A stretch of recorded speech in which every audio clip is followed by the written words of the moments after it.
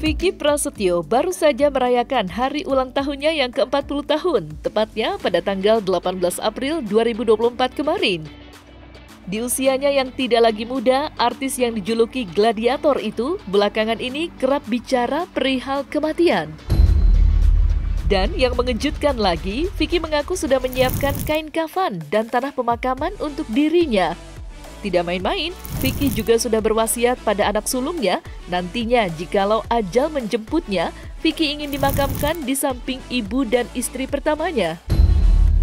Lantas, apa yang membuat Vicky berubah dalam memandang haluan hidup jika dibanding dengan tahun-tahun sebelumnya?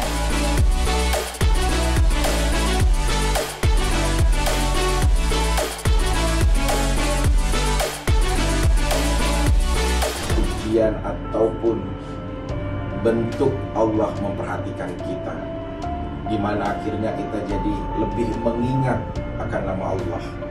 Niscaya manusia kalau di dalam sebuah ketersudutan beribadah kepada Allah, jangan sampai keterbatasi akan menjadi kemalas-malasan ataupun apapun bentuknya itu. Karena biar bagaimanapun, walaupun salat Idul Fitri adalah sunnah, rumah tinggal yang tetap ya, yang untuk atas nama anak-anak semuanya gitu. Terus usaha-usaha nanti buat si kakak, buat si ini, kamu usahanya ini ya, kamu ini ya, perbagiannya ini ya, gitu-gitu. Terus kalau nanti suatu saat, ya aku juga udah berpesan yang jauh gitu loh. Aku nggak pengen menyusahkan orang banyak gitu. Kalau aku mau meninggal, nggak usah lah terlalu menyusahkan orang banyak gitu. Aku pengen menyiapkan semuanya serba sendiri dan paling antarkan aku aja sampai menunggu liang ahad gitu. Udah mulai diskusi-diskusi begitu sih. Percayalah, bukan berarti menakut-nakuti ya. Kita akan ada di fase kita akan khawatir tentang kematian kita sendiri. Ya kita kafan udah kita siapkan, memang ada beberapa. Terus makamnya nanti akan di sini ya, suatu saat nanti Dedi nggak ada. Kalau aku sebenarnya udah nggak ada dan berbarengan nanti aku nggak tahu yang meninggal sebelahnya siapa. Aku pengen dimakamin sama ibu aku, istri aku yang pertama, Rama Nuraini gitu. Aku pengen jajarin ya gitu. Tanahnya udah beli gitu, udah sih udah mulai kayak gitu sih ya. Terlepas kita nggak tahu lah mati itu kapan ya, yang pasti itu hal yang tidak bisa kita hindari sama semua manusia di muka bumi gitu. Jadi ya beda ulang tahun sekarang itu ya, percaya dan nggak dipercayain, mau ini jadi bahan apapun ya tanggapan kalian ya, kita akan didewasakan dengan diri kita sendiri. Gladiator nggak pernah. Jadi gladiator memang bertarung gitu, identitas hidup aku, jadi memang harus bertarung terus. Aku nggak pernah takut apa yang terjadi esok, cuma yang aku takutkan adalah siap nggak sih kalau kita nanti suatu saat dipulangkan sama Tuhan, gitu aja sih. Udah larinya lebih ke religi mulu deh kalau sekarang, makanya ulang tahun kemarin pengajian gitu, terus aku yang mimpin pengajian, terus santunan sama ngaji bareng sama anak-anak yatim, sama keluarga, sama semuanya gitu. Udah lebih beda banget sih. Kan dulu wah udahlah ya, ulang tahun ini kita mau ngapain ya, bikin ini itu, party ini sana sini. Wah yang nemenin aja sampai bingung mau siapa ya. Dulu ulang tahun aku 37 deh kalau nggak salah, itu sampai ada 4 orang yang nemenin bawa kue semua, dan semuanya public figure semua. Jadi si A artis ini bawa, artis ini bawa gitu, karena deket kan. Nah hal kayak gitu tuh udah nggak ada sih. Jadi 40 itu kayak memang memulangkan kita kepada ya faktor religi sih. Mau diakui dan tidak diakui, nanti kalian akan bergeser pada situasi itu. Sering aja ketemu teman-teman kemarin, sahabat kita Babe kan sering diskusi juga sama aku, udah nggak ada ya. Sebelumnya ada siapa lagi lah teman-teman yang lain. Terus sahabat-sahabat aku di rumah itu udah nggak ada teman kecil aku. Jadi kayak peserta kok aku yang dikasih keleluasan usia ya sampai saat ini. Itu kan berarti bukan dimanjakan gitu loh, bukan dikasihani, tapi diuji terus gitu. Mungkin yang udah meninggal duluan lebih siap daripada kita gitu loh. Ya terserah ya orang mau menilai ini apapun, tapi yang aku rasakan adalah kekhawatiran sih. Usia 40 itu udah penuh dengan kekhawatiran di saat kita akan dihadapkan sama Tuhan gitu. Anak aku kan namanya Samson, yang paling kecil ya. Jadi memang kalau rasa semangatnya sih ya hal positif lah. Jangan pernah nyerah sama yang terjadi apapun gitu. Cuma kalau pendewasaan sikap sih ya yang udah lebih beda ya. Itu nggak asal. Kan kalau dulu udahlah sikat lah, mau gosip apa kayak bodo amat. Sekarang tuh udah nggak gitu. mungkin kayak teman-teman media juga ngerasain lah intensitas kita tuh sekarang udah mulai berkurang, nggak kayak dulu gitu loh. Dulu kan yuk kita traveling sama cewek aku yang ini, besok traveling kita ke sana gitu, kita ke Bali, kita ke sini, cewek aku ganti-ganti lagi. Sekarang tuh memang udah bergeser sih. Apalagi di 40 tahun kemarin itu kerasa banget di pas jam 12-nya gitu loh. Ya Allah, usianya udah 40 gitu.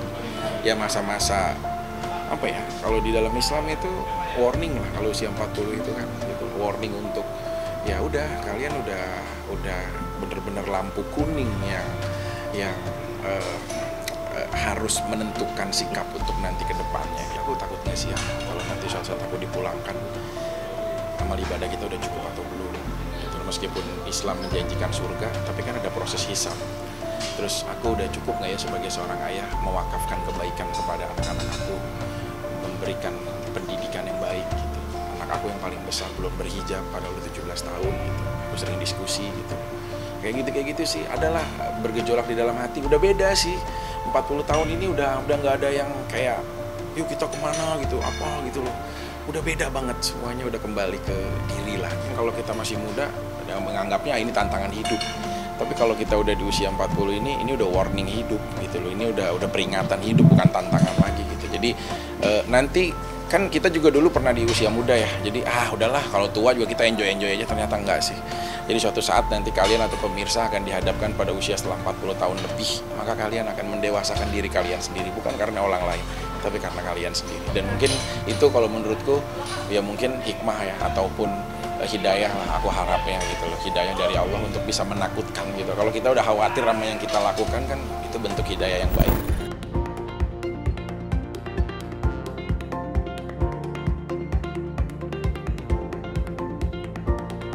Tidak hanya kematian, di usianya yang 40 tahun, Vicky sudah cukup lama menduda. Dan sebelum ajal menjemputnya, Vicky berharap menemukan pasangan hidup setidaknya untuk mencari ibu bagi anak-anaknya. Dan saat disinggung mengenai kriteria perempuan yang akan mendampingi hidupnya, Vicky mengaku tidak ada kriteria yang berlebih. Semua diserahkan pada Tuhan Yang Maha Esa untuk jodoh yang terbaik bagi dirinya.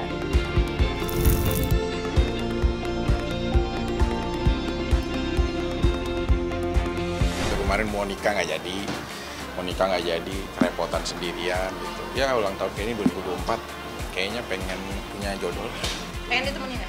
Pengen punya jodoh, pengen ada ibu lah buat anak-anak. Setelah strategi-strategi yang lama tidak mampu mempertahankan dengan baik ya, jadi evaluasinya adalah kadang-kadang kita menikahi janda tanpa sadar kita menjandakan istri kita sendiri ya. Nah itu yang sekarang itu yang kadang-kadang kita harus tahu gitu loh. Jadi memang ya metode cara treatment kita, komunikasi, dan kalau mau nikah tuh jangan asal kepengen aja gitu. Jadi harus benar-benar ada cinta gitu. Karena kalau ada cinta semuanya akan termaklumi gitu loh. Kan kalau aku kemarin prosesnya udah nikah aja dulu deh, ntar juga cinta pasti akan tumbuh karena kebiasaan, karena kebersamaan, dan itu ternyata strategi yang salah. Udah nggak banyak pilih-pilih harus ini harus itu gitu. Udahlah yang apa aja juga nggak apa-apa. Lebih ke Tuhan sih ya, maksudnya kalau ya hal yang kita terima kita syukurin dari Tuhan apa yang diberikan gitu. Ya hal-hal fitnahan lah, tahu sendirilah, hal-hal yang kita nggak lakukan juga jadi ada gitu. Hal-hal yang kita nggak berbuat juga jadi sesuatu yang diperbincangkan gitu. Kasihan anak-anak udah banyak kena sanksi sosial dari suatu hal yang sebenarnya nggak ada itu ceritanya terjadi gitu. Jadi hal-hal seperti itu larinya ke pendewasaan sikap aja. Memang kunci ikhlas itu lebih baik sih untuk menghadapi semua gitu. Makanya sekarang lebih kepada ya kayak lebaran sama anak-anak, terus lebih ngabisin waktu sama anak-anak gitu. Udah jarang sih kayak nongkrong kemana sama teman-teman, pergi hangout, pergi terus sampai berhari-hari gitu kayak gitu udah nggak pernah.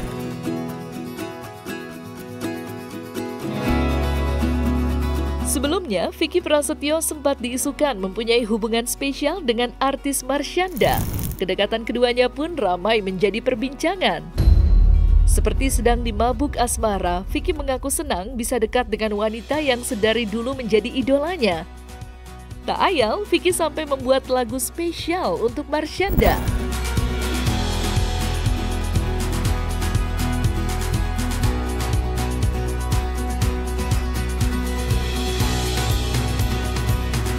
Hari ini tuh Gladiator in Love ya.